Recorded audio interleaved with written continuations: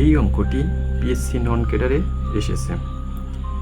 এই অঙ্কটি কিভাবে সমাধান করা যায় তা আমি আপনাদের এখন দেখিয়ে দেব। এই ধরনের সূচকের অঙ্ক করতে গেলে প্রথমে আপনারা 3^10 কমন নেবেন। 1 + 1 + 1 সমান 3^10 3 এই 3কে বেস বা ভিত্তি বলা হয়। যেহেতু 3-র উপরে কোনো কিছু নেই, সুতরাং 3-র উপরে আমরা 1 ধরে নেব।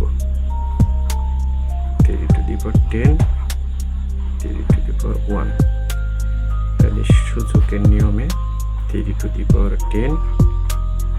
1 সমান 3^11। অ্যান্সার 3^11।